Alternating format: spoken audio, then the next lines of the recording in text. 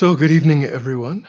Um, I just wanted to briefly welcome Venerable Lekden to our center, and he's a new teacher for our international faculty. So we're delighted that he's been able to join. As I was saying to him earlier, I was only hesitant because it's 6:30 in the morning where he is, and I'm not a morning person, so I didn't. I was projecting difficulty, but Venerable was very kind in accepting our invitation. So I do hope that it's the beginning of years of additional teachings with Venerable Lekden.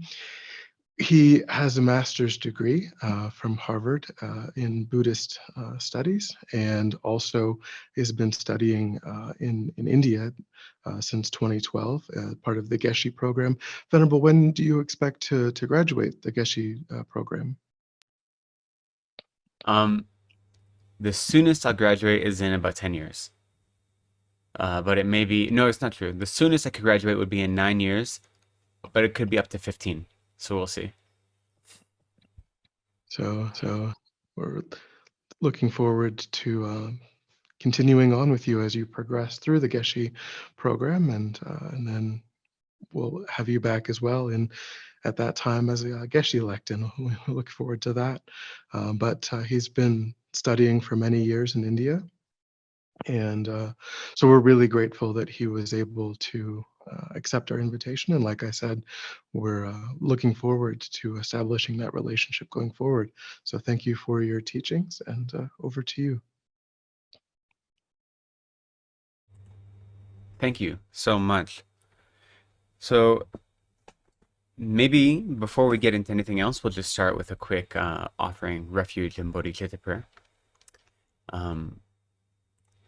We can just do this one in English, and we'll recite this 3 times.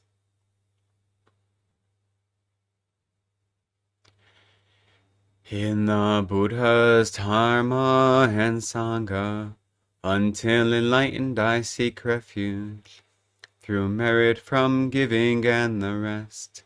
To aid all may I become Buddha in the Buddha's Dharma and Sangha. Until enlightened I seek refuge, through merit from giving and the rest. To aid all may I become Buddha in the Buddha's Dharma and Sangha. Until enlightened I seek refuge, through merit from giving and the rest. To aid all may I become Buddha.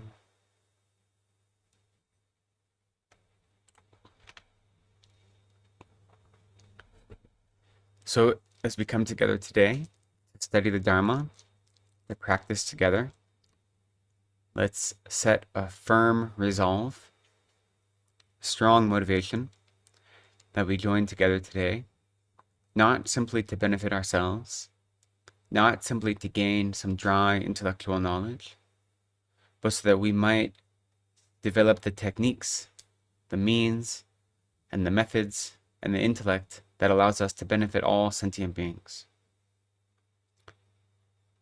So we come together to study the teachings, to practice the path, for the purpose of not ourself alone, but the purpose of all sentient beings.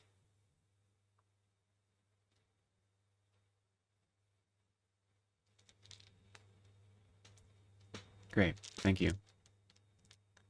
So as Venerable Dundra mentioned, my name is Lekden. I come from the Boston area of the States originally. I grew up there and went to school in New England and then grad school in Cambridge before leaving for the real university, which is here in India, where I moved here in late 2011, and then I started SRA in 2012. Took first Getso ordination with His Holiness Kushu Churin Rinpoche, and then my full ordination was with His Holiness Dalai Lama. So I've been very happily living here at Sarah. For those of you that know, Sarah J, the Geshe program lasts between 19 and 25 years. So I do have a while yet to go. But I'm quite happy engaging my studies here. And more recently, I've had the opportunity to do more teaching. And now with digital teachings becoming ubiquitous, I have a chance to join with you at Tutin, which is wonderful. So I rejoice and I'm very excited for the opportunity to become part of the Tutin community. So thank you for having me. So the way I would like to probably structure this class, since we're going to do just a 2-hour class, maybe I kind of blabber on and talk for a little over an hour, then take a short break we have to stretch our legs, go to the bathroom, come back, do a meditation for about 20 minutes, and then we'll leave time at the end for question and answer. And hopefully that will that'll work. If there are not a lot of people here, so if you have a really burning, important question, you're welcome to kind of interrupt at any time. But otherwise, we'll have time at the end for question and answer. So that's going to be the path, the goal. We'll see what happens, Have to be a little bit light on our feet sometimes. So,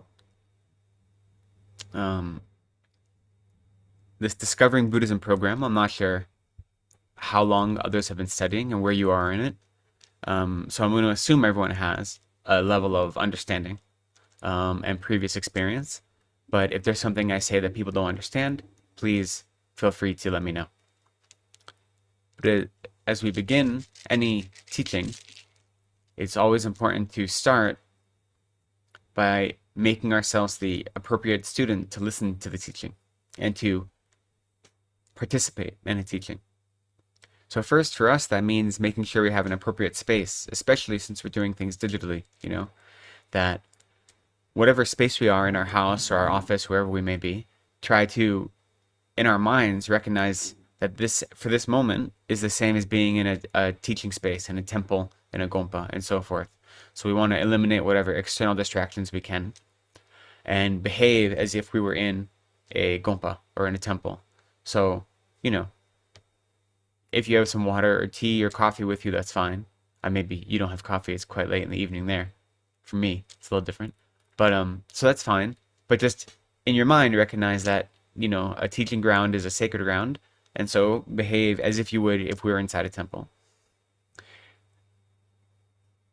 And as we listen to the teachings, we want to avoid the 3 faults of a faulty vessel or a faulty pot and adopt the 3 attitudes of a worthy or a worthwhile vessel for the teachings. So the first fault is like a pot or a vessel that's been turned upside down. So we want to avoid being like that. So what does that mean? So just in the same way, if a pot is upside down, no matter how much water you pour onto it, it'll never be filled. And in that way, when you attend a teaching, if you don't give the teaching your full attention, then no matter what the teacher says, nothing's going to stick. It's just the same as not being at the teaching at all. So in order to avoid being like a pot that is turned upside down, we want to give the teachings our full attention. So that's the first fault to be avoided. And then the second one is we want to avoid being like a vessel that is stained, that hasn't been cleaned properly.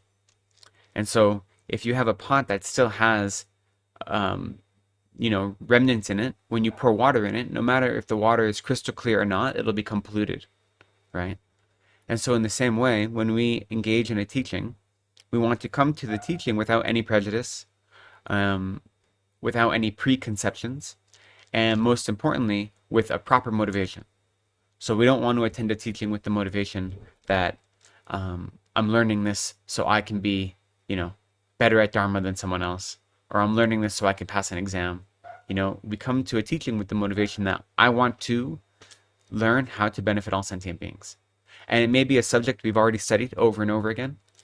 And so we don't come saying, I already know everything there is to know about Bodhichitta. I don't need to study it anymore. We always have an open mind with a positive attitude and the motivation to want to benefit others. And this prevents us from being like a pot that is stained. And then, even if we're paying attention and we have proper motivation, we still need to retain the teachings. So we want to avoid the fault of being like a pot that has a crack in it or has a hole in the bottom. And so what it is to say is we're not just paying attention, but we're actually listening carefully with a degree of mindfulness. So for different people, this can take different meanings, but it generally is that when you listen to a teaching, some people like to take notes. That's up to you. But the point is to engage the teaching as more than just words. So if that means thinking about the teaching and contemplating it after the teaching is over, or whatever you need to do, that so that you're engaged. You're not just listening and paying attention, but you're also doing it in a mindful way. So you're able to actually absorb what's being said, and then you can contemplate it after the teaching is over.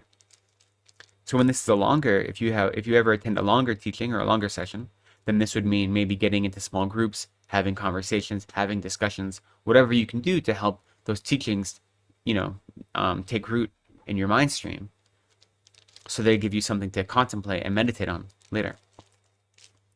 And these three approaches, they're really appropriate for any new endeavor we begin, not just teaching endeavors, though that's how the Lama teaches them.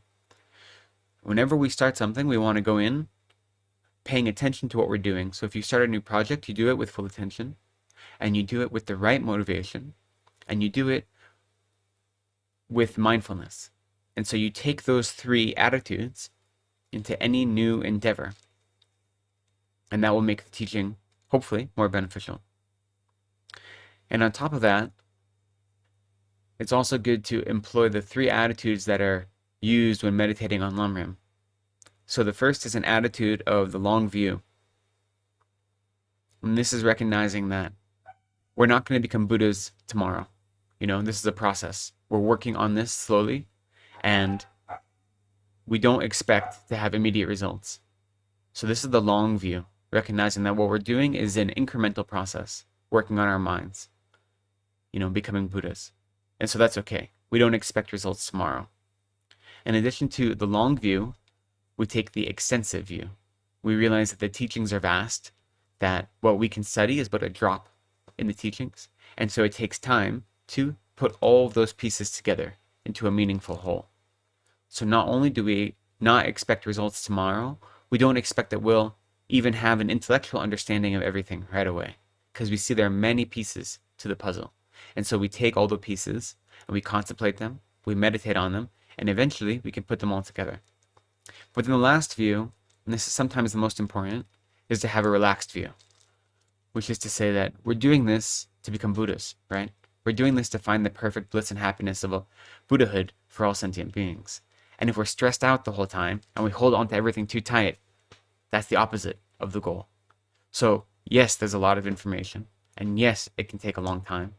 And yes, we're just baby practitioners who are just getting started on the path. But that's okay, because we're doing the best we can. And we're trying to live a life that is one of virtue.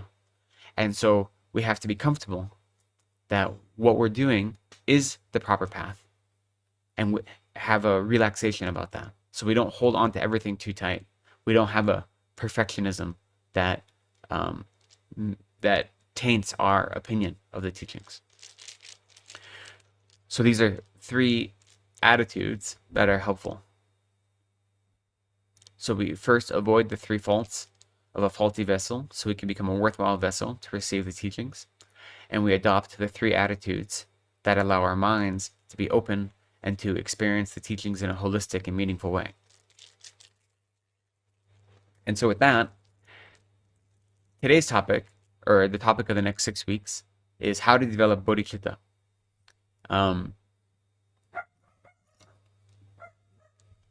So if you've been part of the Discovering Buddhism program, you've gone through other modules up until now. And the Discovering Buddhism modules are designed similar to the Lamrim. So they're designed in a sequence that parallels the three different scopes. So the scope of the being of lesser capacity, of medium capacity, and of greater capacity. And the scopes of the being of a lesser capacity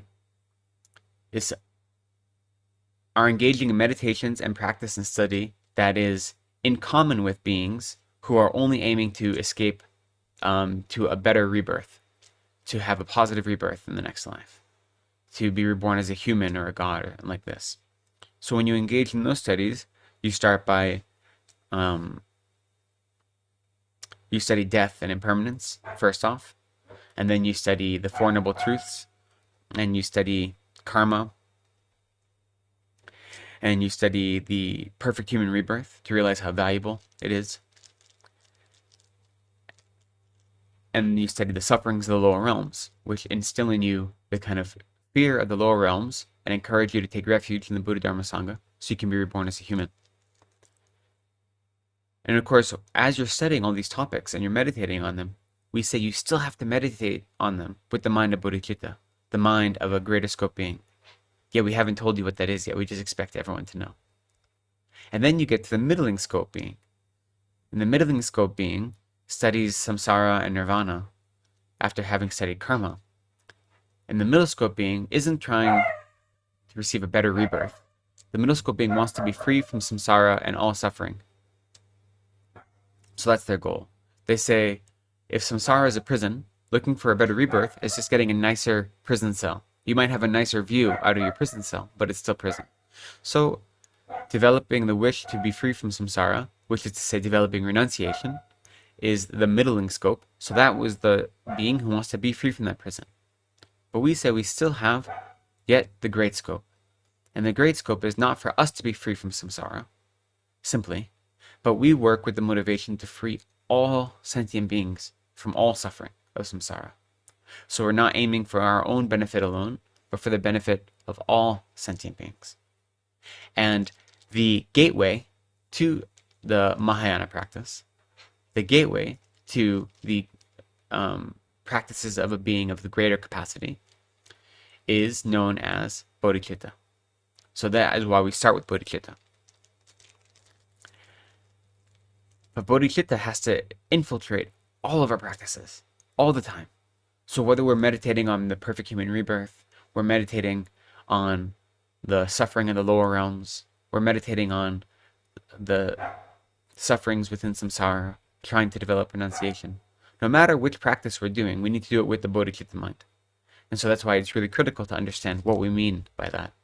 And as we go through these 6 weeks, what we'll do is we'll talk about Bodhicitta and how it works, what the idea of it is, but then also the different methods for cultivating it and how we can go step by step to engage in meditative practices to strengthen our Bodhicitta resolve so that we can walk the path of bodhisattvas.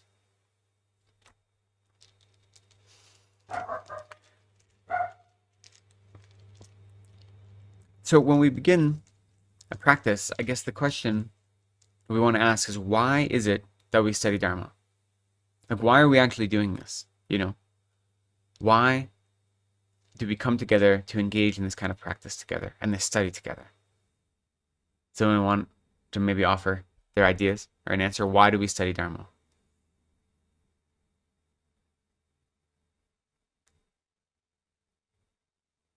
Yeah, go ahead. I'm studying Dharma to become a much more kind person, because I see myself, my negative tendencies, and I just go, oh, not because I'm afraid of a lower realm. It's just, it's making messes. I'm 60. I don't want to make any more messes. Well, that's good. That's a great reason, right? We want to be kinder.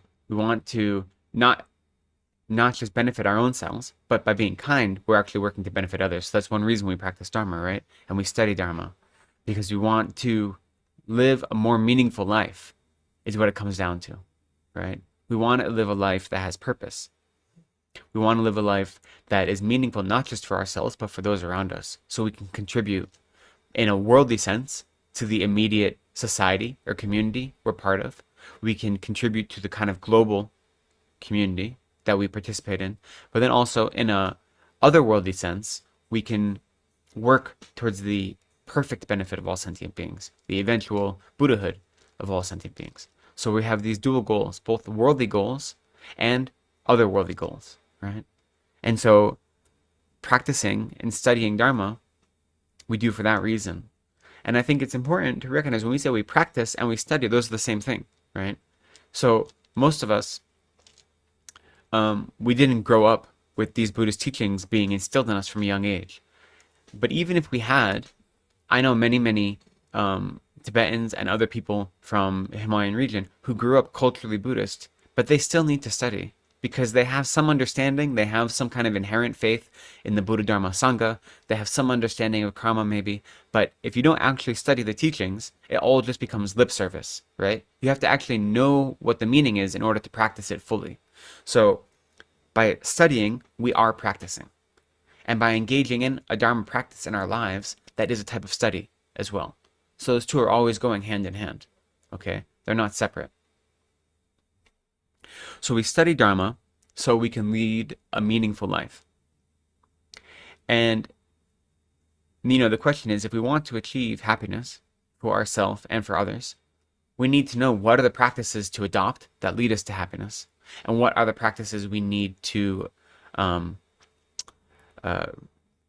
abandon that lead to happiness. So the practices of the 10 non-virtues, these are only going to lead us to suffering. So we need to understand how those activate in the world and how to abandon them. And we need to know what are the practices we need to adopt that will lead us on a path to happiness. And so if we don't study, we might have some vague idea, be kind to others, be a good person. And though that's true, right? That's the core, be a good person. And if that's all we ever try to do, then, that's great. I rejoice. But we say, as Buddhists, there's a little more than that. That's the overarching idea. But how do we really do that? If we don't have a good understanding of what real happiness is and what real suffering is, how can we try to cultivate them? If we think that the external experiences of happiness that we have in this world are happiness, if we think getting, a new iPhone or a new car or a nice place to live or getting a delicious meal, if we think those are happiness, then we're never going to be finding true happiness because we're just running towards samsara and we're calling it happiness. Those are all the perfections of samsara, right? They aren't happiness. So we say not only do we want to be kind to others and we want to allow others to experience happiness, we need to know what happiness is. We need to know the different types of suffering, not just the suffering of suffering, the coarse suffering, but also the suffering of change, the suffering of all compounded phenomena, right? So the Buddha laid out these 3 different types of suffering, that we have to understand all the different levels of suffering in order to develop the actual wish to abandon that suffering. And then all the actions of body, speech, and mind that lead to suffering.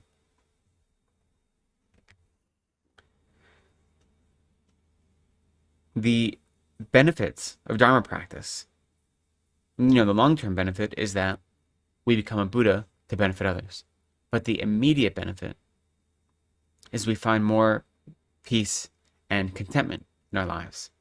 And so that shouldn't be our goal, right? We don't practice with the goal of having a more relaxed or easy life. But the truth is, the more we practice Dharma, always with the aim to benefit others, always recognizing that our life's work is to serve other sentient beings.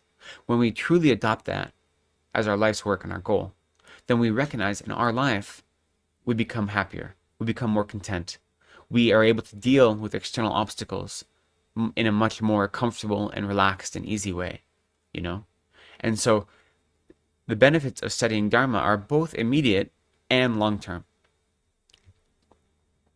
And so even though we don't have those immediate benefits as our goal, we can still appreciate them, definitely, We shouldn't ever take it for granted that the immediate benefits we can get.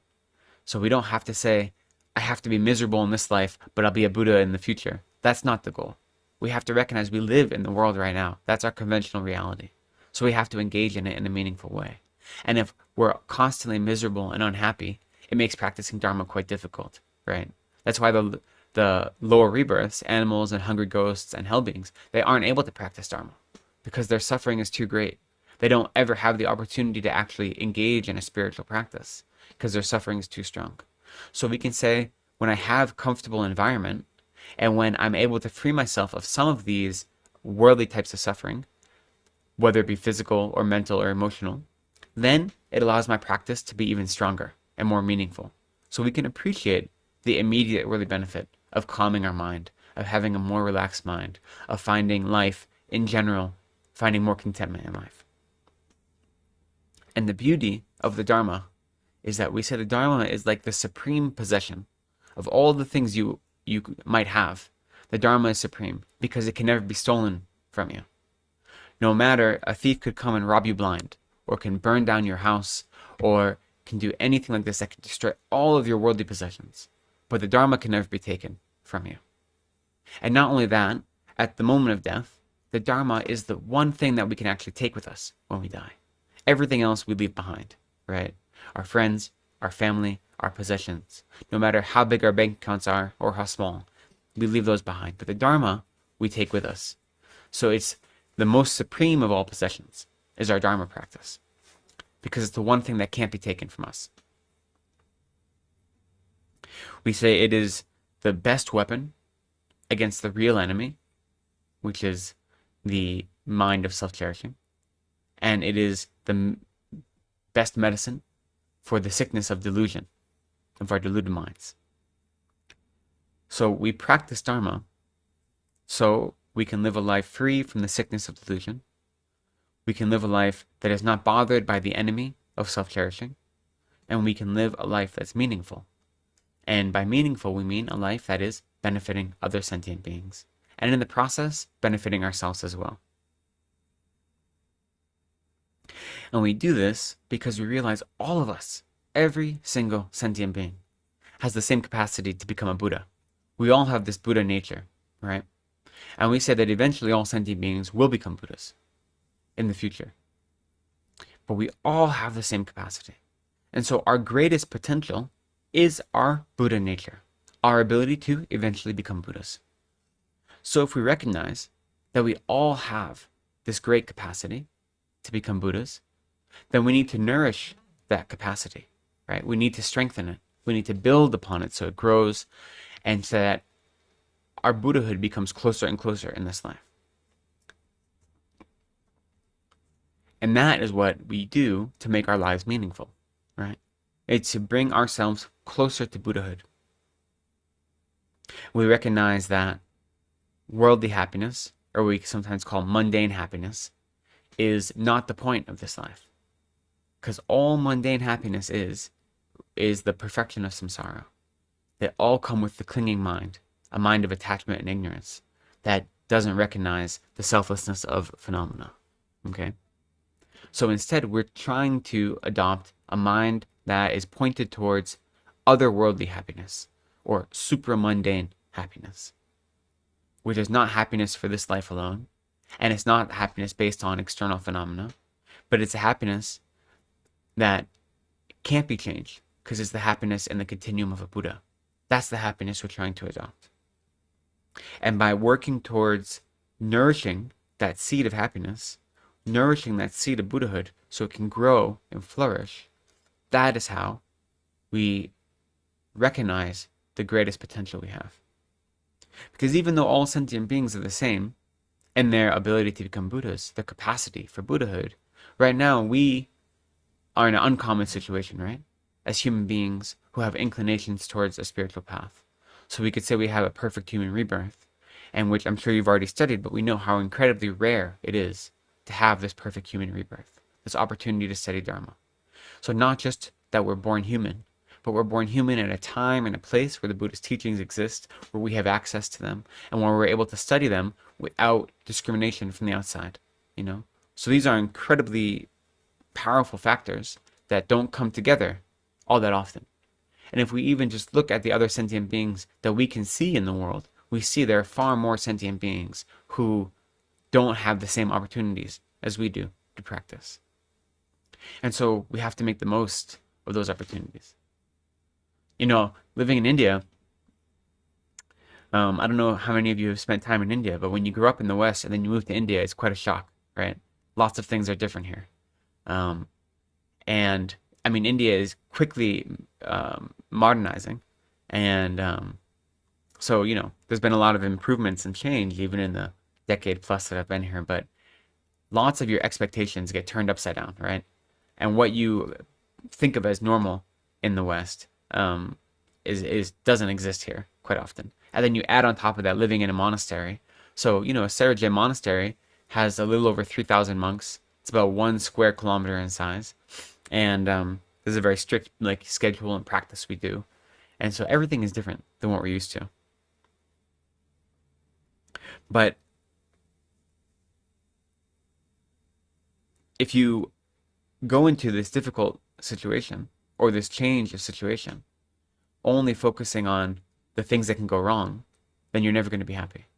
So I constantly, whenever I'm having a hard time here, whether the study program is too rigorous or it's been the monsoon season for about a month and nothing is dry and all your clothes have that little smell of mold that doesn't go away in the monsoon season, or any difficulties come up, I think, what could I be doing with my life that would be more beneficial than this right now?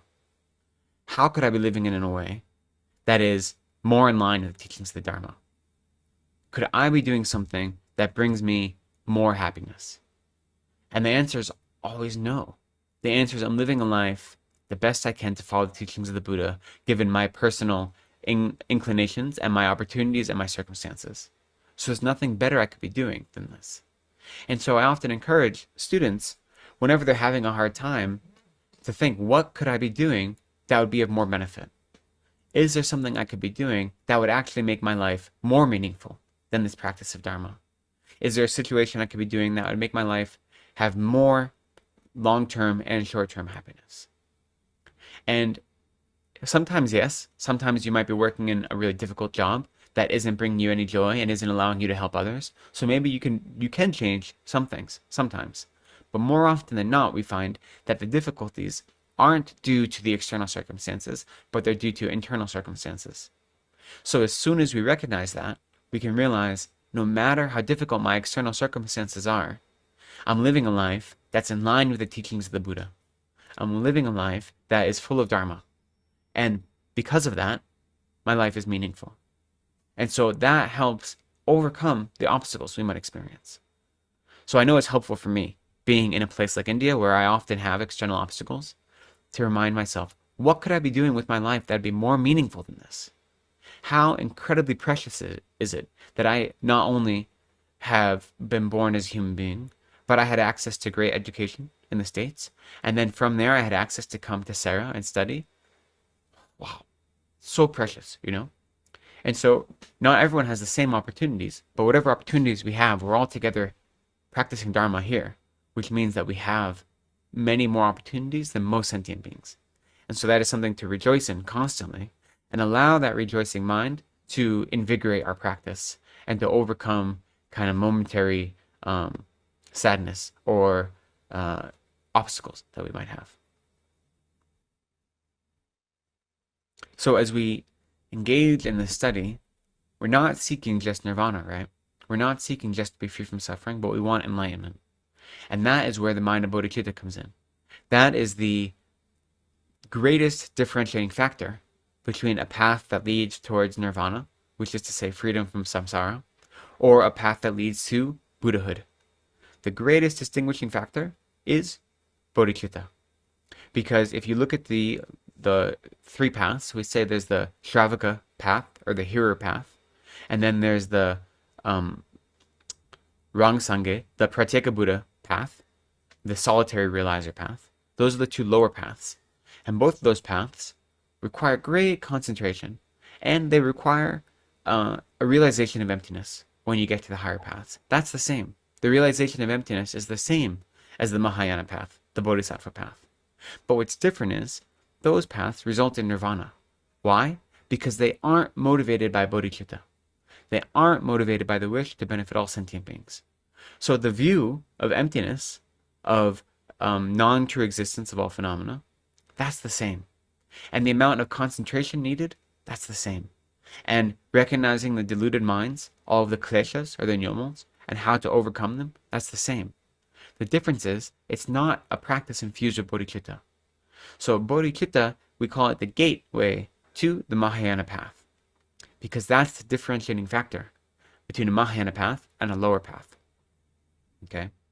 And so, if our goal is Buddhahood, our goal is enlightenment, real enlightenment, that is permanent, it doesn't change, and the enlightenment that is for all sentient beings. The way we get there is by incorporating bodhicitta. And now it's not to say we don't need wisdom, right? So we generally say the Buddhist path has to have two, both wisdom and skillful means, or wisdom and method. Okay? So the wisdom in the big picture is the wisdom realizing emptiness. But in the immediate sense, it's the wisdom of understanding the topics that we need to study and incorporating study and practice and contemplation. So that's wisdom. But that has to be paired with method.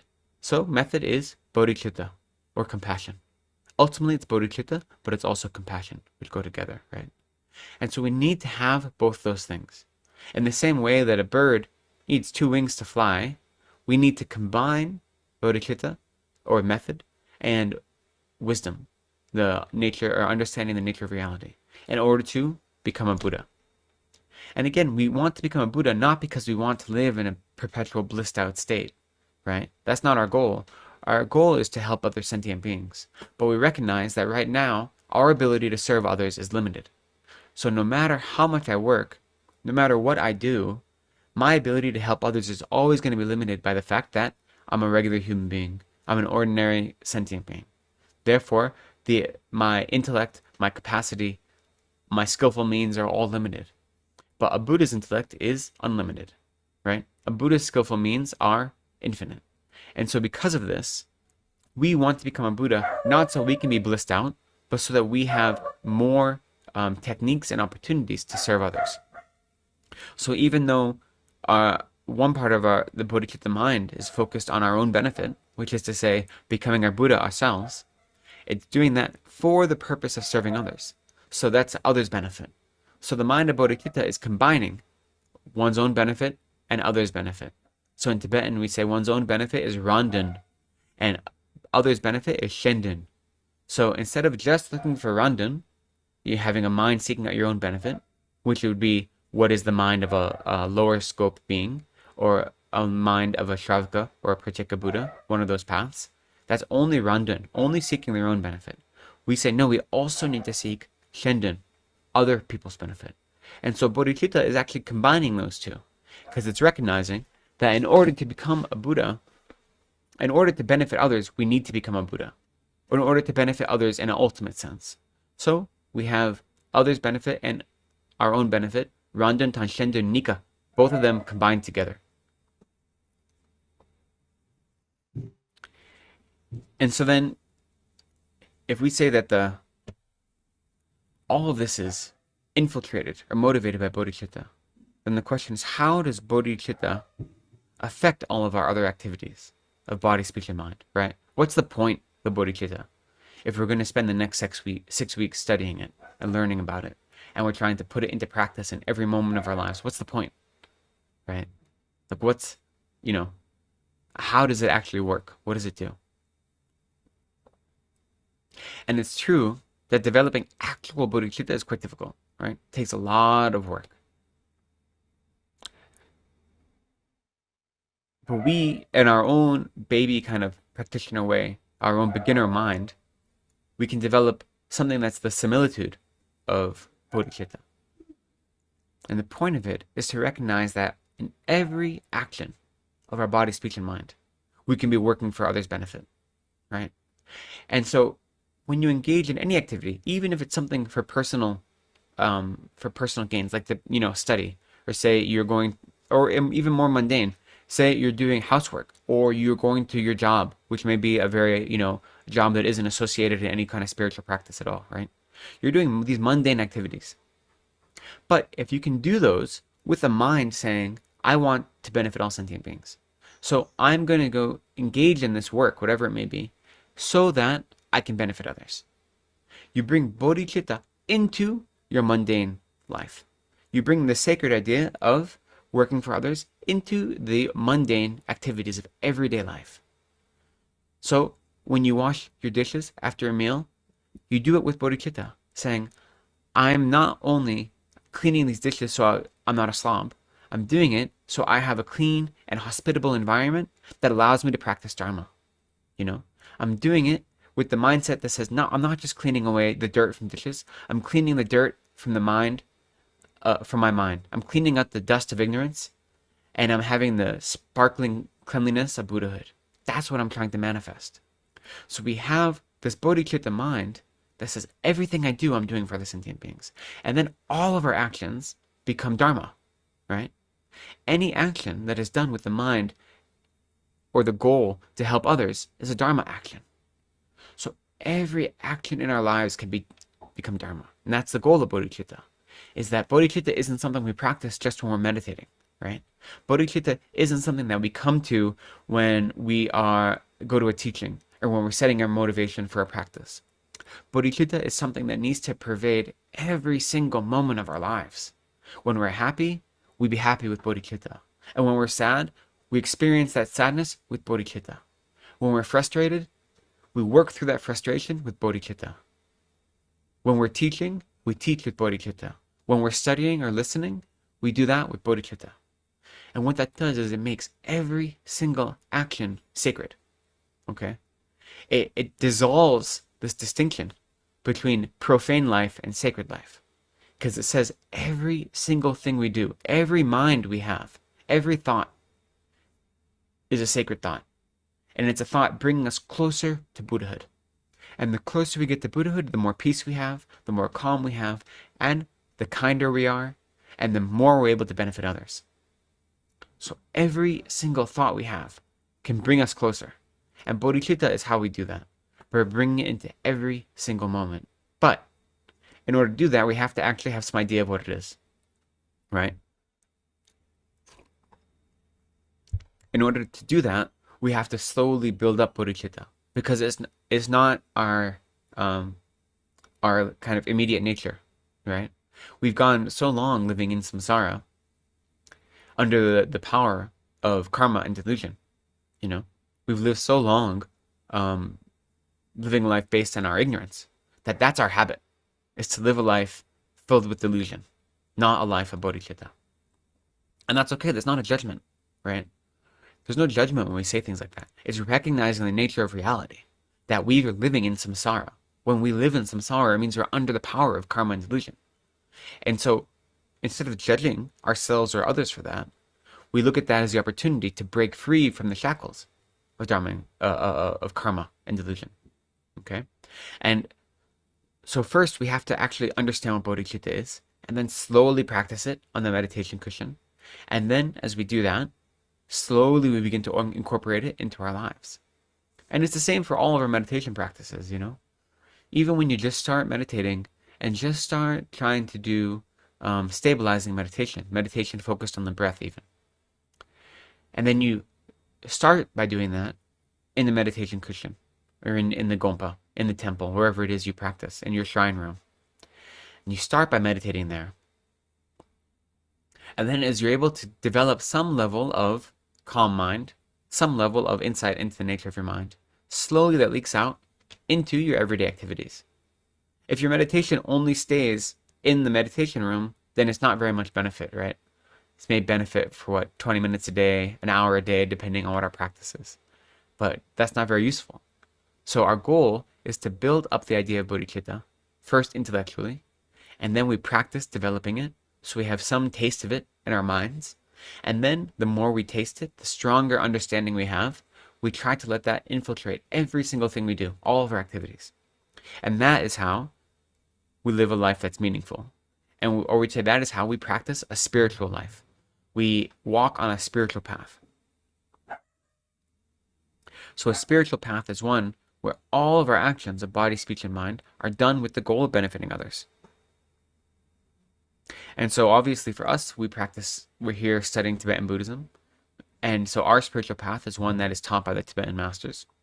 But any spiritual path of any religious tradition or non-religious tradition that has the goal of helping others and improving one's own heart is a valid spiritual path. You know, Tibetan Buddhism says they don't all have the same end, right? If you practice Christianity, for instance, that doesn't end with Buddhahood, okay? But if you're a practicing Christian who practices that faith as well as you can with a whole heart, it can make you a better person. And so that makes it a valid spiritual practice, one that is aiming to benefit others. So that's possible.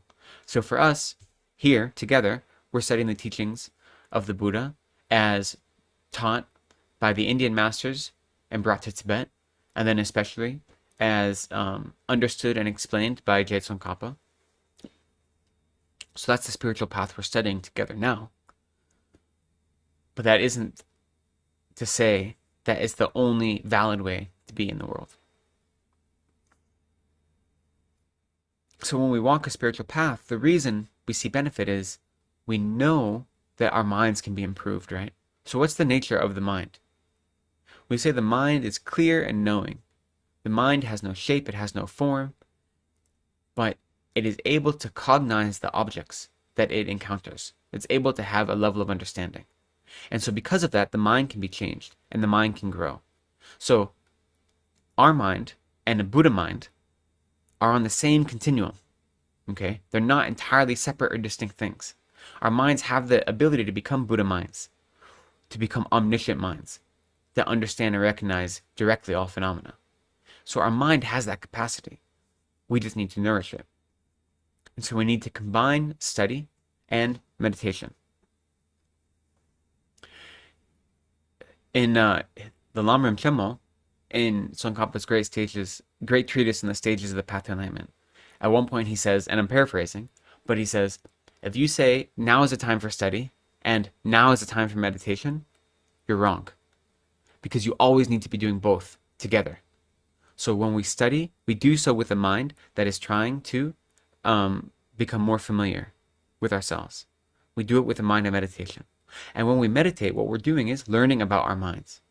So in Tibetan, the word for meditate is gom, right? And what gom means is to become familiar with something. So when we meditate, what we're really doing is becoming familiar with our minds. And by becoming familiar with our minds, we're able to understand them and then empower them and encourage them to grow in meaningful and virtuous ways. So meditation is a type of study. We're studying ourselves. And when we do study, like we're studying different topics of the Lam Rim or different material, that is also a type of meditation where we're becoming familiar with the nature of mind and learning how to apply that in our lives. So if we try to distinguish, this is study, this is meditation, when we create this duality, then we're not allowing for the full integration of practice together, you know?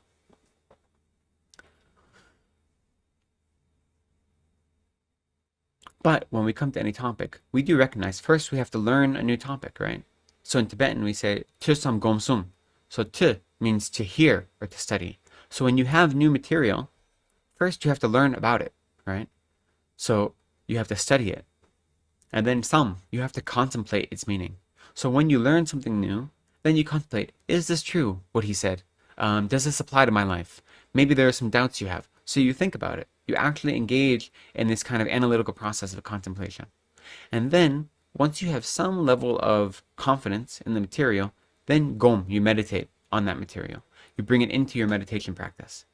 And then this allows you to gain more insights. So this practice of study, contemplation, and meditation is continuous, right? The more you're able to contemplate and meditate on a topic, the more insights you learn about that topic, which gives you a chance to then meditate even more deeply on it. So whenever we engage in a new topic to study, we do so with these three attitudes of studying, contemplating, and meditating. So,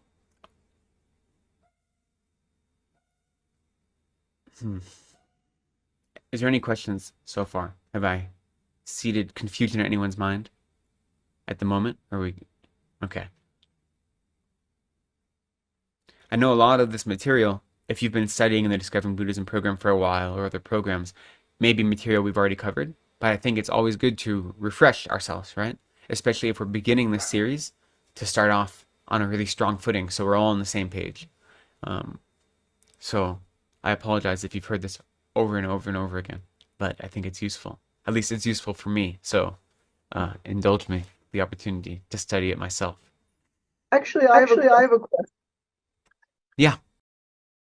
So how can you distinguish in terms of mind states between an act of bodhicitta and attachment? So attachment is a mind that clings to its object, right? Attachment is a mind that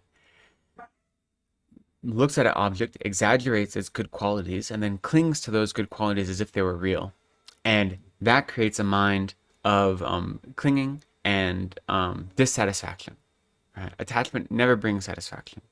So a mind of bodhicitta isn't one that has desire or attachment at its basis. A mind of bodhicitta says, other sentient beings are suffering, and I don't want them to suffer, and therefore I'm going to engage in whatever activities I can to eliminate their suffering, both their worldly suffering and like their immediate suffering, their ultimate suffering. So attachment is only working for one's own benefit, right? Attachment or desire is only working to fill your mind with the external validation of things that you think will bring you immediate happiness. And now it is difficult, of course, because we say desire and attachment are the same term in Tibetan, and the same mental factor. If we understand how primary minds and mental factors work, they're the same mental factor. When we have a loving relationship with someone, right, that love is often infused with attachment. So it's often not pure love, but it has the shape or the feeling of love. So it's able to have attachment sneak in, right? So that is a danger we have to try to avoid. So when we have this mind that wishes for others to be happy and to have all the causes of happiness, which is an actual mind of love, we have to make sure that we're doing so without expecting anything in return. When you have that expectation that I'm going to receive something back as a result of this, that as a result of me working for sentient beings, they're going to work for me in return, or they're going to have respect or, respect for me, or they're going to have compliments to say about me, or they're going to make me feel good. They're going to be there when I need them because I'm sad. Any of those minds are not actual love, right? They're minds that are grasping at attachment. And there are minds that are saying that I want their happiness, but only on my terms, which isn't real love. And so bodhicitta, which comes from love and compassion, so the wish for others to have happiness and all the causes of happiness, and the wish for others to be free from all suffering and all the causes of suffering, that is never looking at, I want that so I can benefit from it. So that is how we try to avoid the distinction between attachment and true love or compassion, which lead to bodhicitta. Makes sense. Yeah. I have a quick question though. With the bodhicitta act, how do you know you're not deluding yourself that it's bodhicitta? How do you know that it's a pure act, number one? And number two, what if it is a pure act, but you're treated abusively? How do you handle that? That's a great question. It is. So the later one we're going to talk more about as we get more into it, right? How does a bodhicitta respond to difficult external circumstances and how to transform that into part of your path. But for the first one, we're deluded beings. So it is hard for us to know if what we're doing is a pure act of selflessness or if it is mixed. And the truth is, most of our activities, most of our karma is mixed.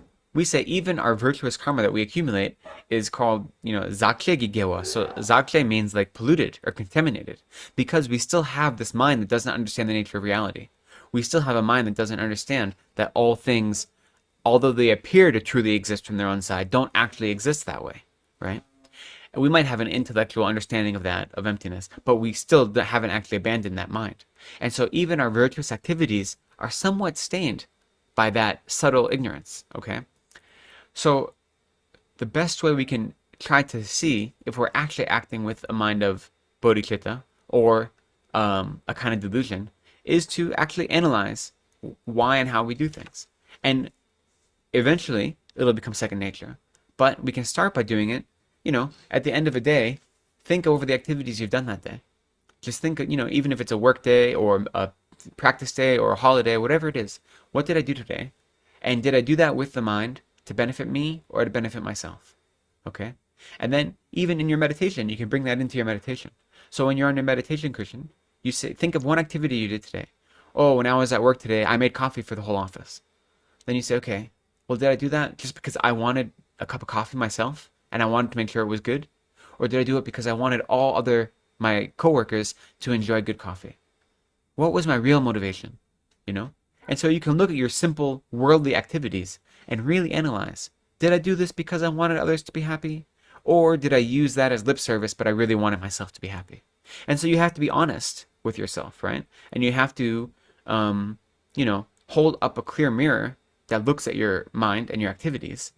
And by doing that, you slowly can see, oh, you know what? I really just did want a nice cup of coffee for myself. And yeah, I wanted others to have coffee as well, but that was incidental. It was more important for me. That was my real practice. And when you realize that, instead of judging yourself for it, you don't say, well, I'm a bad person. I should just give this all up, you know? No, you say, okay, I'm a samsaric being. I live in samsara. My life has been pervaded by delusion. Of course I act that way. But when I can see those actions, it gives me a chance to change them, right? So there's not a judgment. There's just a recognition. Okay, that action wasn't perfectly pure. So tomorrow, I'll try to do better. Tomorrow, I'll try to make sure that what I do isn't just for my benefit. And I really hold others at the forefront of my mind. And so you can bring your daily activities into your meditation practice and really analyze them with a mirror, you know, the mirror of reflection, of Dharma reflection or meditative reflection. And so you can do it in that way. There's a great prayer called A Crystal Mirror Revealing All My Faults by Yeshe Gyalten, who was a student of the first Panchen Lama. And so it would be categorized as Lojong or mind transformation teaching. And the Lojong teachings are especially powerful to remove our self-cherishing.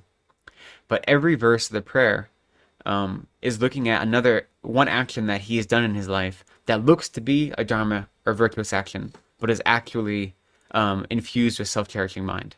And it always ends with, woe is me, like, oh, Buddha, like, have compassion on me, this foolish one. And I think my favorite one is he says, I shaved my head just to fill my stomach. Look at me with compassion, this mere appearance of a monk. So I think of that quite often, you know. Why did I choose to live this life, you know? Did I do it just because I wanted the benefits of other people looking, saying, oh, look at that monk, you know? How virtuous, how wonderful. Make sure my motivation is pure, you know? But it's a really wonderful prayer. And there's a whole series of mind training practices that really help us look at our activities, every activity, and see what is the motivation we had behind this. And the more we do that, then we don't have to wait until the end of the day to review. It starts coming up as we do the activities, you know? And in the moment, we can have an opportunity to course correct if we realize that we're not doing it with the right mind. But that takes practice, and it takes time, and it takes slow cultivation. So I hope maybe that helps. What was the prayer again? I'm sorry, what was that? What was the name of the prayer again? A crystal mirror, what? It's called A Crystal Mirror Revealing My Faults by Yeshe Gyalten. Thank you. If you want, I can have a copy available for you at the next teaching. Because Great. A friend and I translated it quite a few years ago. And so the translation is one that we did. I don't think there's another English version of it available. So I have a copy so I can share it at our next class, if you like. Thank you, yes. So, with that in mind, you know, the idea that Bodhichitta doesn't come out of nowhere, we have to practice it, we have to meditate on it, we have to build it slowly. I thought, okay, so we've gone about an hour. Okay, great. I thought what we do today, for the rest of this class, or for the rest of my, discussion part of this class, is to just discuss what a proper meditation session looks like, according to our Lama tradition, and the different pieces and components it has. So to make sure that we can make our meditation sessions most meaningful. So I don't just mean like when we meditate together as a group during a teaching, but I mean if we develop a daily practice where we try to actually develop bodhicitta, along with the mind of renunciation and all these other virtuous minds, that we can do so in the most beneficial way, right? So give ourselves all the resources, the best possible scenario, so to speak. So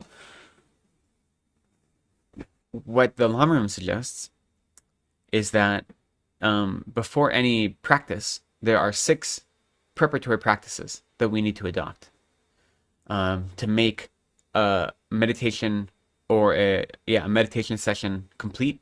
We need to start with these 6 things, and those are like, if you're planting seeds, you wouldn't just throw them on the ground, right? First, you'd clean up all the detritus out of the ground, you'd pick out the weeds, you'd add in fertilizer, you'd till the soil, and then you'd plant the seed, right? So in the same way, before any practice we do, we want to make our ground as fertile as possible. And so these are the 6 preparatory practices that are suggested or advised to give us the best opportunity to actually meditate and have a meaningful meditation. And now the truth is, I know for most of us, finding time every day to meditate is already difficult. And so adding more things on top of that can seem like a burden.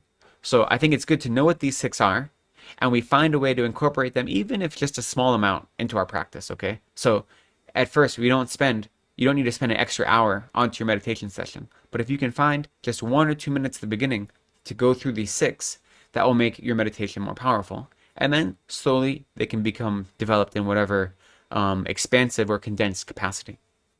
So the first of the 6 preparatory or preliminary practices is we want to clean our meditation space and arrange the holy objects in front of us, right? And so if you have like dedicated space in your house where you meditate, then it probably doesn't need cleaning that often. So in this case, it's more just symbolic, right? That you sweep away any dust and you try to keep the environment pristine. And then you want to have representations of the holy body, speech, and mind of a Buddha in front of you when you practice. So the representation of the Buddha's holy body, obviously, would be an image of Shakyamuni Buddha. It could also be an image of one of your teachers, or like this. We say that ultimately, if you see some Tibetans' altars, and even my altar, there's not just one Buddha, there's many Buddhas, right? There may be Tsongkhapa, and there may be a personal tantric deity that I practice. All these things may be on your altar, but you should always have Shakyamuni Buddha as the center, right? Because he's the one that actually taught the teachings to us. And then if you have a root Lama, the root Lama is the one that taught us in this life. So our root Lama is even kinder than Shakyamuni, because we didn't have the opportunity to meet Shakyamuni face to face, but we did have the opportunity to meet our root Lama face to face. So those are the representations of the body's holy body, the holy body of the Buddha. And then the Buddha's holy speech. We can just have any representation of the teachings of the Buddha. So if you have any copy of a sutra or any teaching, that would be the body's holy speech. And that should sit to the Buddha's right-hand side, so our left-hand side as we look at the altar. And then a representation of the Buddha's holy mind, which would sit on the Buddha's left-hand side. So that could be a stupa. If you have a small stupa made out of clay, or like a tsatsa, like a cast-in one, or made out of stone, or an image of a stupa, or if you are a tantric practitioner and you have a dorje, a vajra and bell that you use, those are also representations of the Buddha's holy mind. So we want to arrange the Buddha's holy body, speech, and mind in front of us to remind ourselves that what we're doing is trying to develop those 3 types of the Buddha body, the Buddha form, body, speech, and mind, in our continuum. So we have them in front of us. So first we clean the space and arrange the the body, speech, and mind of the Buddha. That's the first preliminary step.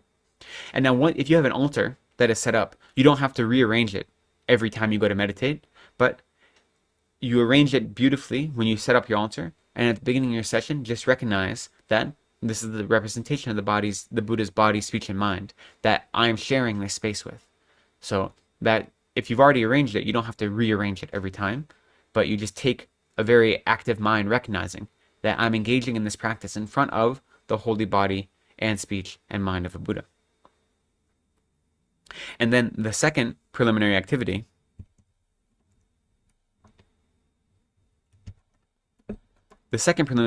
is to acquire unpolluted offerings and arrange them beautifully in front of the Buddhas. And so for most of our daily practice, we do water bowl offerings, right? So traditionally in India, you'd make the offerings you would give to a guest are what we offer to the Buddhas. So water for rinsing your feet, water for drinking, and then the other offerings are meant to delight all the senses. So, so flowers, and then incense, and then a light offering, and then perfume, oil, and food and sound, beautiful music. So those offerings are meant to delight all the senses of the Buddhas. But most of us have a hard time actually acquiring those every day, right? So instead, we offer water bowls, and those water bowls are representations of all of those types of offerings to please all the senses of the Buddhas and Bodhisattvas. And so, in whatever way possible, you can lay out water bowls, and you set up your altar and lay out water bowls before your session. And that makes your session not one just of focusing on yourself, but you've made offering to the Buddhas in the process. So after cleaning the room and arranging the altar, you lay out unpolluted offerings. And what we mean by unpolluted offerings, if they're water offerings and then it's visualized, then they're kind of unpolluted by default. But if you're actually offering substances, you want to make sure you've acquired them in a meaningful way. So you haven't stolen them, or you haven't bought like stolen goods or something like this. So for a daily practice, that's not so important. But that's what it means by unpolluted, is that they aren't tainted by those kind of stains. So then, after we lay out the altar and we make offerings, we adopt the 8-point meditation posture of Vairocana. So traditionally, it's actually called the 7-point posture, but then we add in the breath as the 8. And so I'll just go over that briefly here. I'm sure you've received meditation instruction before, so we don't need to go over it in detail. But the first of the 8-point is our legs. So traditionally, you would sit in full Vajra posture, but that isn't really comfortable for most of us.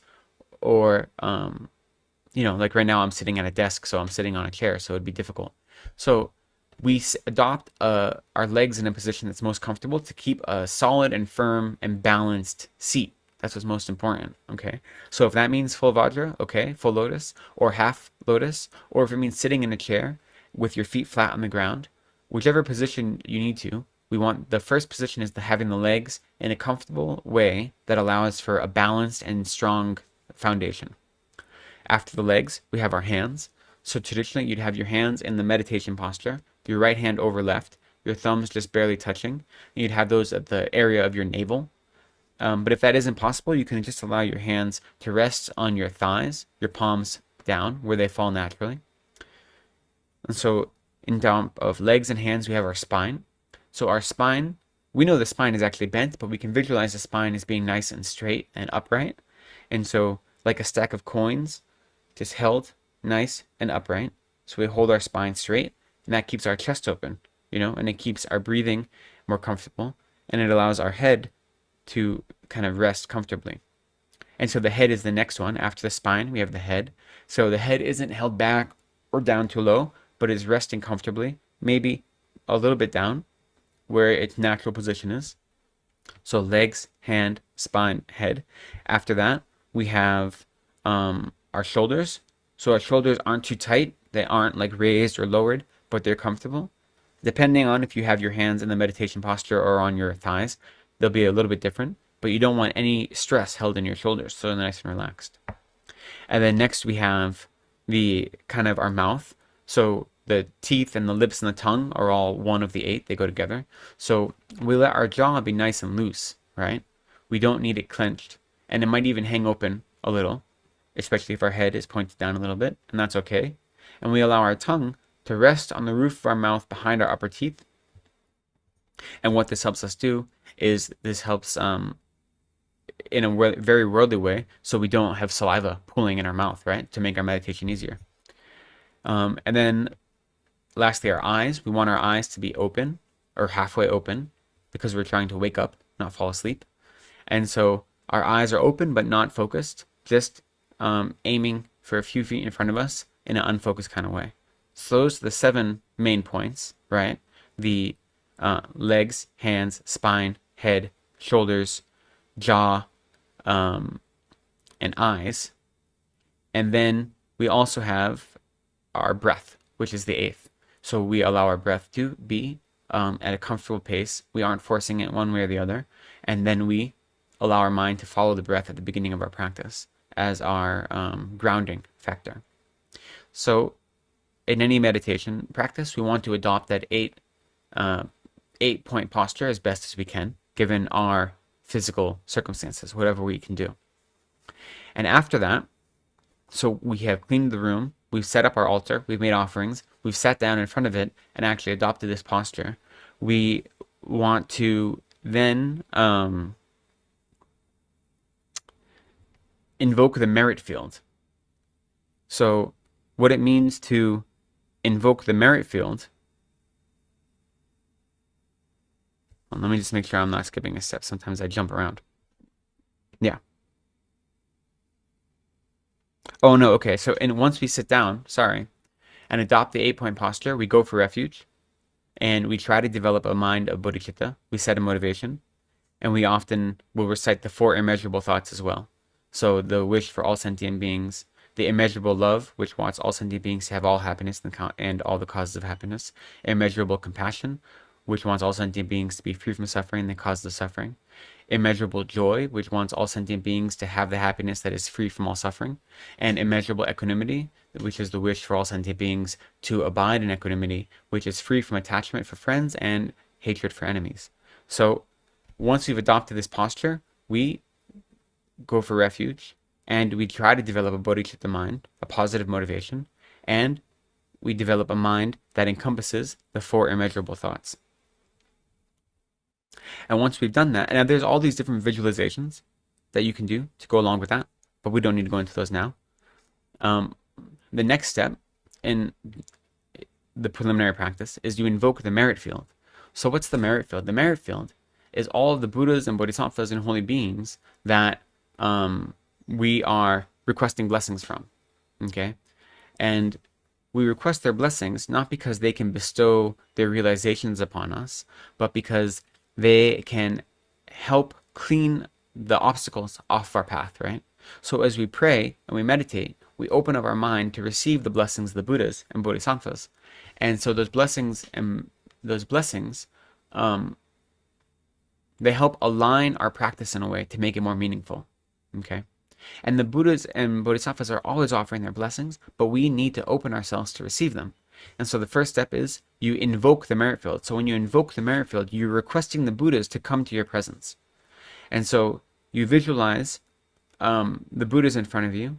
One common visualization. The easiest one is just to visualize Shakyamuni Buddha in front of you, in the space in front. You could also visualize Lama Lobsang Tupon Dorje Chang. So this is the powerful visualization from the Lama Chopa, if you've practiced Lama Chopa, where you visualize your own root guru, but he's taken the external aspect of Tsongkhapa, Lobsang Drakpa, Tsongkhapa, so a monk wearing yellow hat and full saffron robes. And so it's your root guru, but he's taken the aspect of Lobsang Drakpa, so Lama Lobsang, then Tupon. So Tupon is for Shakyamuni Buddha. So at his heart is Shakyamuni Buddha, okay? So, and then Dorje Chang. So at the heart of Shakyamuni Buddha is Vairochana, this blue Buddha of Vairochana or Vairodhara. So that is a really powerful meditation because it contains your own root Lama, as well as the lineage Lamas of Tsongkhapa, as well as the founder, Shakyamuni, as well as the kind of, we say the knowledge holder or the kind of head of the tantric tradition. So it's your own root Lama in the aspect of Tsongkhapa who has Shakyamuni at his heart, and then at Shakyamuni's heart is Vairochana. Not Vairochana, Vajradhara. So that's another possibility. But just Shakyamuni is also okay. And once you have that visualization, you actually request, may you actually come to the space in front of me. So because of that, you can visualize light shining out from the visualized Buddha in front, and then the actual Buddha comes and merges with the Buddha in front of you, right? So now it's not just like an imagined Buddha. You have this conviction, the actual Buddha is in front of me.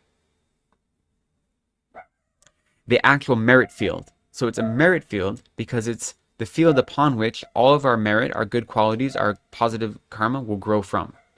It's from the Buddhas and Bodhisattvas. That's why we call it the merit field.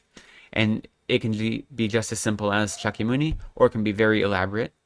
In either way, once we visualize it, we visualize light going out, coming back, and the real Buddhas being in front of us, not just our imagination. So that's how we invoke the merit field. And then we offer a 7-limb practice. And we offer a mandala.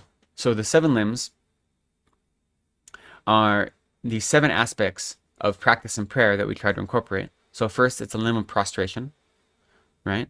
Which is to help overcome our pride. And then there's the limb of making offerings, which is to help overcome our stinginess. And then there's the limb of confessing our downfalls, which is to help overcome our actual downfalls that we've committed, to help purify them. But it also is to help overcome our ego and our pride, where we try to hide our bad qualities from others. And then we have the 4th limb, which is the limb of rejoicing.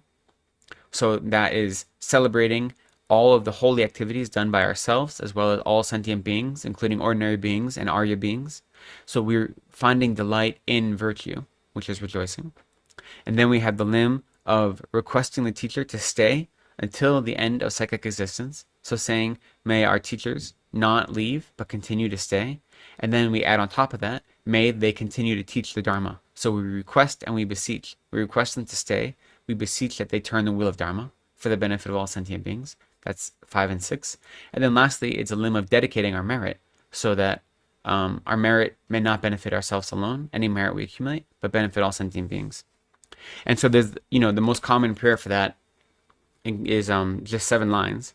And so it says, I prostrate reverently with my body, speech, and mind. I present clouds of every type of offering, both actually arranged and mentally emanated. I confess all my negative actions and downfalls collected since beginning this time. I rejoice in the virtues of all ordinary and Arya beings. Please remain until the end of cyclic existence and turn the wheel of Dharma for transmigratory beings. I dedicate all my own merits and those of all others to the great enlightenment. So it's a simple 7-line prayer. And what I can do is I'll actually link you to where you can download all these prayers for free from the FPMT, and that way you can have these prayers on your own. But we do the 7-limb practice, and what that's doing is it's helping condition our minds. And this is all just to make our meditation practice, which is going to come, make that more useful. Okay. I know I'm going longer than I had anticipated, but that's okay. Yeah. And then in addition to a 7-limb practice, they advise us to make a mandala offering. So a mandala is a representation of the entire cosmos, of all the world. And so if you've seen people making mandala offerings, sometimes they have very elaborate mandala sets where they actually are building up all of the different types of, they're building up a physical representation of the cosmos. But the more simple mandala offering, there's very short ones, very long ones. The simple one is only short, it's a 4-line verse. And we make the mandala just using our hands, So if you always have to have something in your hands to make a mandala offering. You don't want it to be empty. But when you use this posture of your hands, right? So here, your ring fingers together are representing Mount Meru. So that's the kind of the Buddhist idea of the center of all cosmology. And then the 4 points around it. So where your thumb and pinkies meet, and then your middle fingers and forefingers meet, those are representing the 4 continents. And so they say Jambudvipa, so where we live is Jambudvipa, so it's one of these 4 continents. And so this is the representation of all the cosmos. And so we make a mandala offering.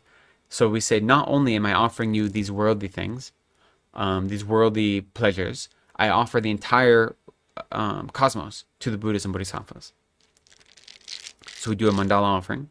And then lastly, we make requests to the merit field. So we say, now that the Buddhas are actually in front of me, and I have made them offerings, and I have performed this practice of prostration and so forth, may they benefit me in 3 ways. May the Buddhas help to remove all of my deluded minds.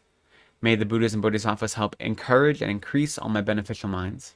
And may they help pacify all of my inner and outer hindrances. Okay, so those are the 3 kind of requests we ask from the Buddhas. And then you actually begin your practice. Okay, so those, I know there are a lot of steps, but when you get into it, you can do these in a very elaborate way. You can do these in such a way that you can spend an hour or more just doing these practices, easy. But you can also do it in about 2 minutes, very easy as well. And what that does is it makes the conditions for your meditation more prosperous, more beneficial. And I know many of you have probably already studied Lamrim, so you may have learned of those 6 preliminaries, and you may already have a meditation practice. So I wanted to go over them here because the heart of what we're going to be studying the next 5 weeks after today will be what is bodhicitta and how do we actually cultivate it. And the way we cultivate it is by meditating. And so I want to make sure that our meditation sessions that we do are as fruitful as possible. And so learning the different ways, the different preliminary steps that are advised to make a meditation session more fruitful, I thought would be helpful. So I hope it is. So again, just really quickly, those 6 are cleaning our room and arranging the representations of the Buddha's holy body, speech, and mind, and then acquiring unpolluted offerings and arranging them in a beautiful way, and then adopting the 8-point posture of Vairocana, and going for refuge and developing a motivation of bodhicitta.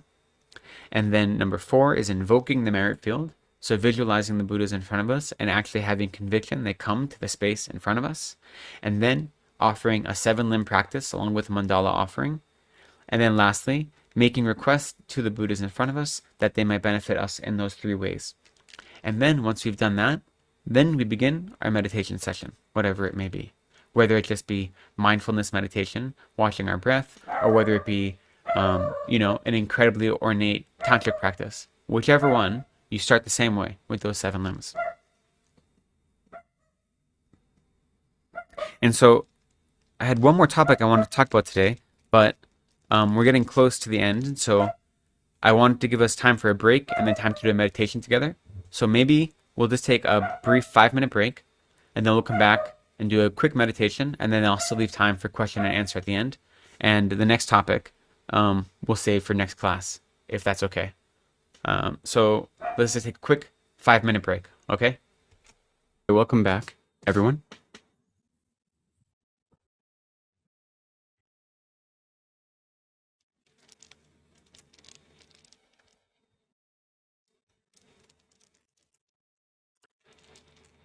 So I thought we'd do a brief meditation, and then we'll still have some time for questions and answers at the end. First, just to let you know, I'm going to include, I'm going to send right now in the chat some links where you can download a set of daily prayers, which includes the prayers I recited today, the 7-limb prayer and a short mandala prayer as well. And then also a book about how to set up an altar and do altar offerings, water bowl offerings. And so those both come from the FPMT store, but they're free to download PDFs of, but they go through the store. And then I'm also going to send 2 links to 2 articles, one by Lama Zopa and one by Lama Yeshe. And so it'd be great if you could read those over the week and bring them into your meditation and contemplate them. And they'll be something we can talk about next week. I'm not requiring any homework per se, but just giving you something to think about. So I'm going to send those in the chat now. And so when we're done with our meditation, you can maybe just copy them out of the chat. And that way because once the Zoom program closes, you won't have access to it. So before you leave the Zoom room, just make sure you copy those links. And that way you'll have them for the next week as we go forward. But there's no reason to be distracted by those right now. We're going to meditate now. I just wanted to send them there and let you know that they're there. Okay, so we'll begin our meditation by adopting a comfortable position. We want our seat to be nice and stable and firm. If we're sitting cross-legged, then we sit in a way that's comfortable. If we're sitting with our feet on the floor, have them both flat, not crossed. If we're sitting in a chair, maybe shoulder width apart, so they're nice and natural and comfortable. We allow our hands to be either in the meditation posture or on our thighs, where they fall naturally. Have a nice straight spine with our chest open, as if someone had just taken a string connected to the top of our spine and lifted it up and then released it, so we're nice and straight and comfortable. Allow our head to rest gently on top of our spine, slanted toward our chest just a little bit, in a natural way, curved, not forced. Allow our jaw to be nice and relaxed, not clenched in any way, hanging open slightly. Our lips may be slightly open.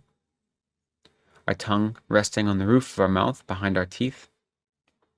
Our eyes half open, following the line of our nose, the space in front, not focused on anything, but aware. And so, as we sit here together, we first bring up a positive motivation for our practice, that we're engaging in this meditation practice, not for ourselves alone, but for the benefit of all sentient beings. And so really try to set the mind that you're doing this not for yourself alone, but for all sentient beings.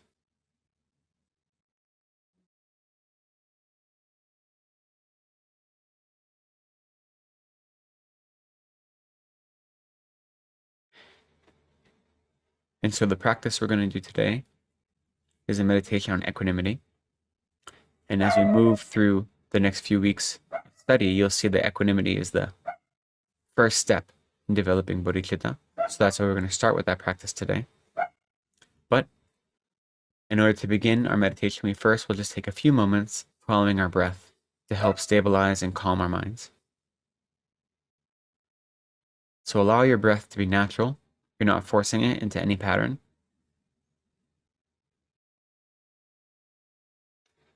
And allow your mind to follow the breath, breathing in and breathing out, using whatever techniques to follow the breath you've been taught before.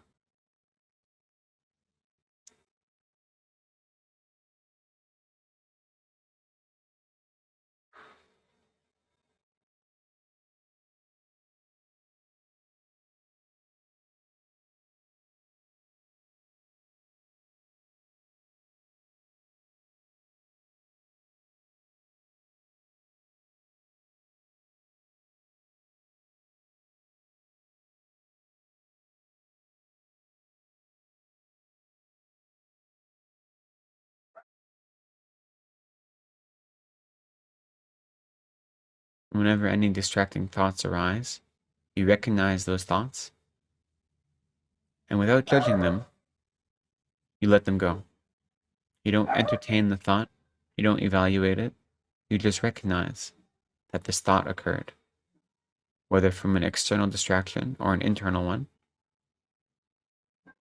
You recognize the thought and then release it, returning your awareness to your breathing.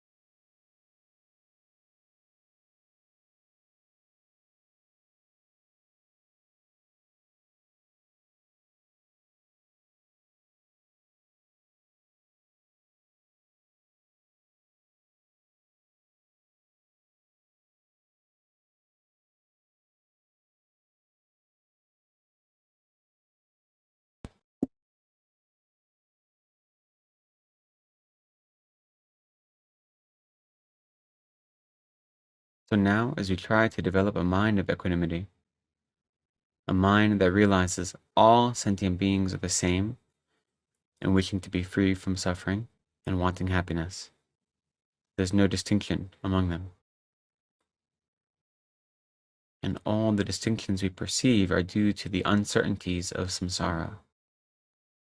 How things change in samsara constantly.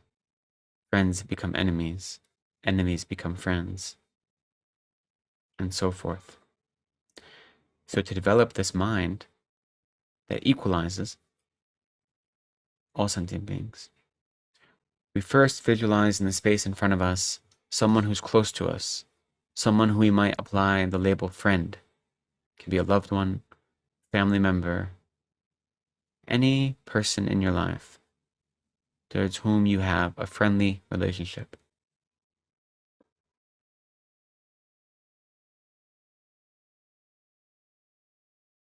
And as we visualize this person in front of us, we then think, I apply the label friend due to the immediate circumstances. But that label friend can change in a moment. The idea of friend is just a projection based on my contemporary circumstance. There may have been a time before I knew this person, before they were my friend.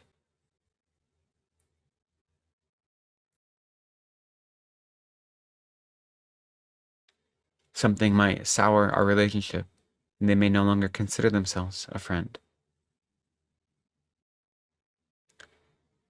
So this label of friend is impermanent and temporary.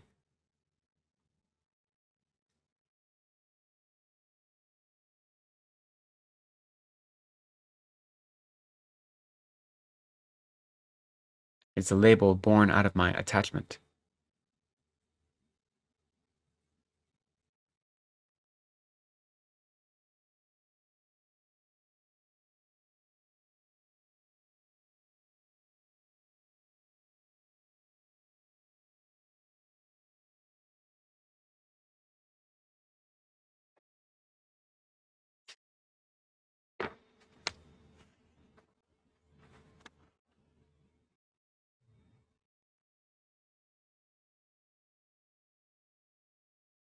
And now I want you to focus on someone in the space in front of you. We might use the label enemy. And that might be a little bit of a label, but just someone who you aren't on friendly terms with. Someone who upsets your mind or you upset their mind. Someone who you dislike.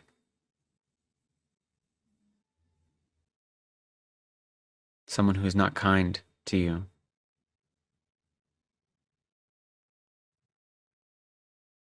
When you visualize this person in the space in front of you, now think this label enemy is merely due to the temporary conditions that I've experienced with this person.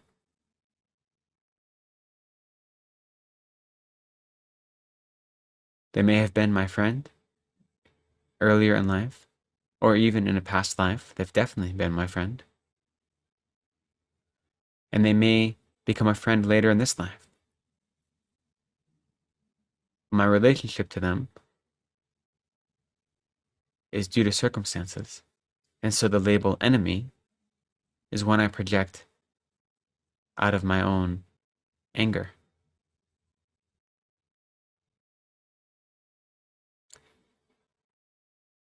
It's not an accurate representation of that being. It's a projection from my deluded mind onto that being.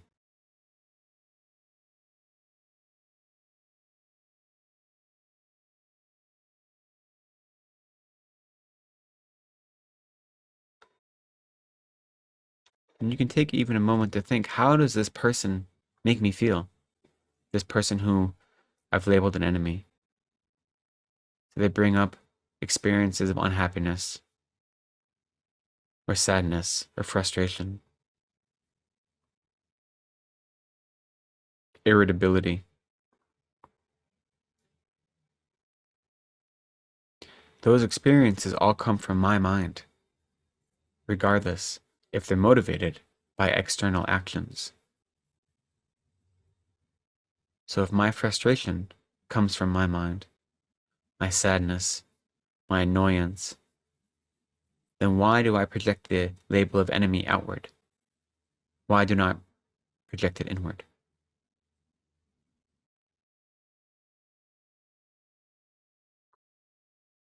And now visualize in the space in front of you someone who you might label as a stranger, someone who you've seen in passing, but you don't have any relationship with, neither dislike nor like. Maybe the clerk from a store, or maybe a coworker who you don't really have any communication with.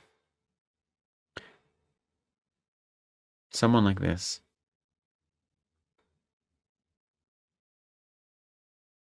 When you have this person visualized in front, clearly, think, the only reason this person is given the label stranger is due to the temporary circumstances of this life.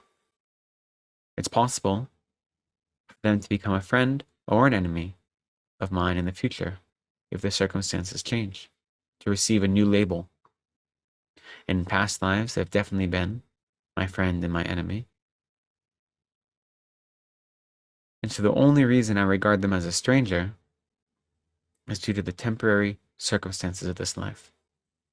And that projection of the label stranger comes from my own ignorance.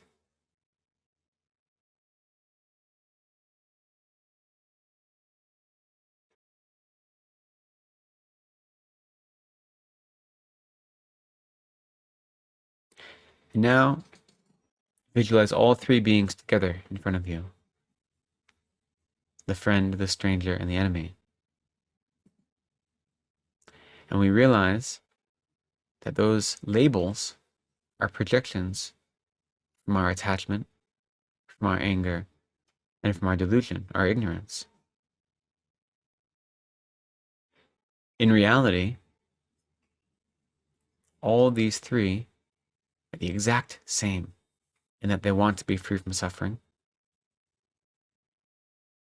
They are the exact same in that they want to have happiness.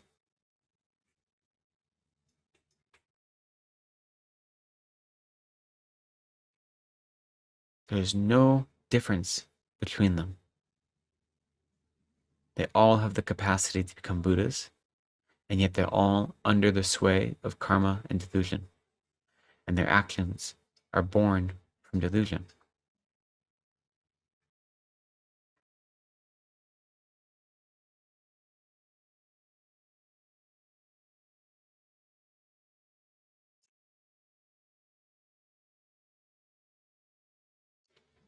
So if there is no distinction between these sentient beings, and that they all want happiness, and they don't want suffering, and they all have the capacity to become a Buddha,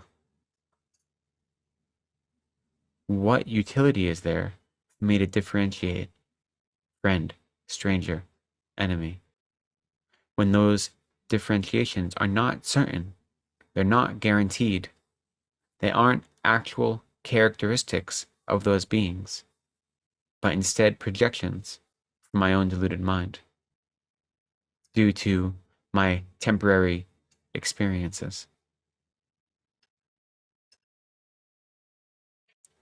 And so therefore, instead of acting from a mind of delusion, I'll try to dwell in an equanimity that treats all these beings the same, and that realizes there is no distinction between the three.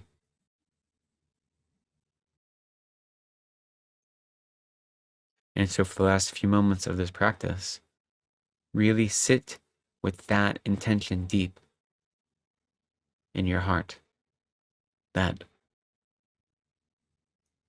I instinctively, out of my own delusion, categorize other beings as friends, enemies, or strangers. But that categorization is not based in reality, but based on my projection. And in truth, all sentient beings are the exact same in their wish for happiness, their wish to be free from suffering.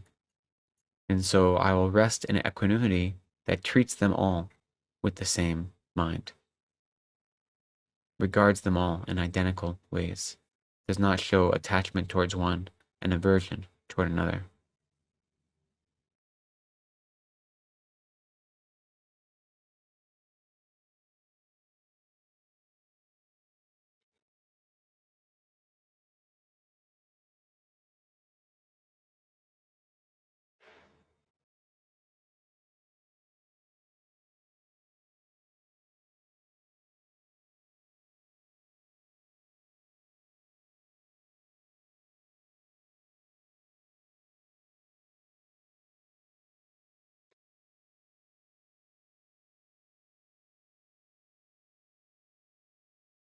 And lastly, bring about the wish, the recognition that right now in my practice, I'm not able to treat all sentient beings with perfect equanimity.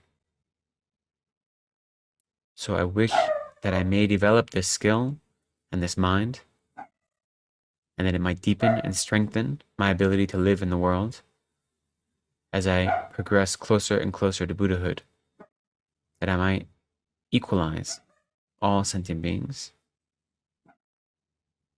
and might develop all perfect equanimity that is free from superficial projections.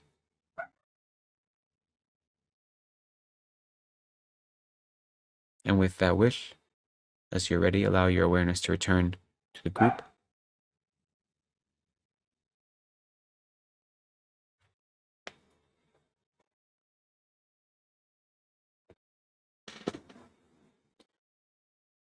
So, equanimity practice is the first step in developing bodhicitta, which we will get to as we progress in the next weeks. And it's really helpful to try to bring into our everyday lives when we are experiencing someone who is really instigating an experience of frustration or anger, especially.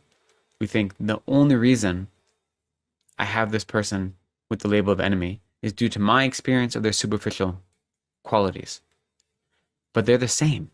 They want to be happy. They don't want to suffer. And they don't understand the nature of suffering, which is why they're acting in this way. And so if you can bring that to mind in your daily life, it helps resolve the aversion that develops in your mind, right?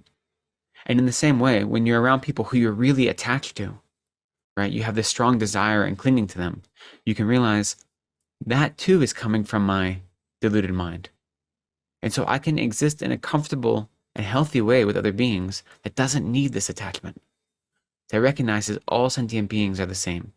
They don't need to excite my attachment or incur my frustration or anger, you know? And so the more you meditate on this topic, the easier it is to bring it into your everyday life and to see how it can work in your everyday life. So I think with that, I'll end for today and leave space for some questions, if there are any. Anyone? If you have any questions, please unmute yourself. Yeah, you're okay. Well, since everyone knows everything, excellent. I'm just joking. But so again, I linked to in the chat, you'll see one link for daily prayers, and this contains refuge, bodhicitta prayers, as well as 7-limb prayer and a mandala offering prayer. You can download the PDF from them. And also an altar setup if you're interested in setting up an altar and knowing how to do water bowl offerings, with advice from Lama Zopa about how to do that. And so those are both linked from the FPMT store. And in the future, if I link any more PDFs like that, it'll probably be from the FPMT store. They're all free, but you do have to like create an account and go through like the checkout process, but then you don't have to enter any credit card information or anything. You just download them for free. But that is that. And then the last two are links to the Lama Yeshe Wisdom Archive. One is a teaching by Lama Yeshe about Bodhicitta, and one is a teaching about self-cherishing and how the self-cherishing mind is harmful by Lama Zopa Rinpoche. And so it would be helpful to read those two because those will lead into what we're going to talk about next week. And that'll maybe give us more things to think about. And you can, if you have any questions or doubts that come from those, you can bring those to next week's session as well, so we can incorporate it all together. So before you leave the Zoom meeting today, please copy those links down. Even if you just, open up like a WordPad document, you can just copy the links and then go to them later at your own leisure. So with that out of the way, and if there are no questions, then maybe we'll just end with a dedication. So it's customary, whenever we engage in any, we want to engage in any spiritual practice, we want it to be virtuous in the beginning and the middle and the end, to make virtue in 3 times, right? And so we make a practice virtuous in the beginning by setting a proper motivation, which we did when we joined together. We tried to set a bodhicitta motivation, where we want to help benefit all sentient beings and not ourselves alone. And we make our practice virtuous in the middle by actually engaging in spiritual practice. So in this case, by studying the teachings of the Buddha. And that makes our practice virtuous in the middle. And then we want to make our practice virtuous in the end by dedicating. So what we mean by dedicating is recognizing that in the short time we've spent together, even though you've just been listening to kind of the words of a baby practitioner babble on and on, maybe we've accumulated some merit, right? Maybe we've accumulated some virtue. And instead of keeping that for ourselves, we want to dedicate that to all sentient beings, that all sentient beings might reap the benefits of that merit, of that virtue, that they might be free from all suffering. And so there's a very simple dedication prayer. It's 2 verses.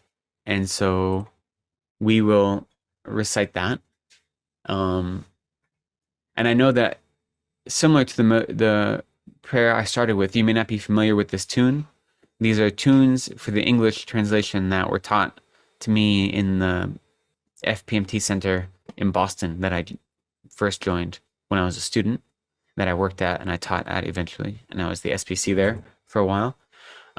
So I don't know if these are uncommon English tunes. I hadn't heard them anywhere else besides there, but I think it's nice to use tunes, and many people prefer English over Tibetan. So if you don't know them right now, then hopefully you can pick them up. They're quite easy.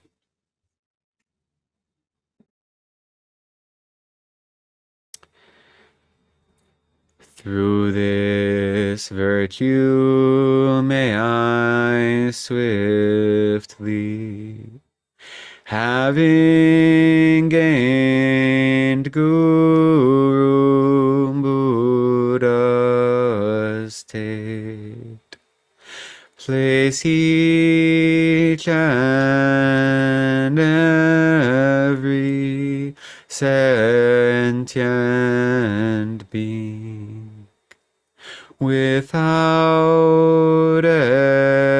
exception in that state. Precious supreme Bodhi mind, may it where unborn arise, and where born never decline, but increase forevermore.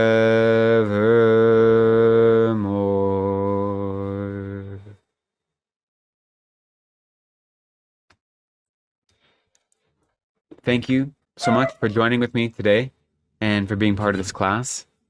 Like I said in the beginning, I'm excited to be part of the community, and I look forward to continuing engaging in classes with all of you. So thank you so much for being here.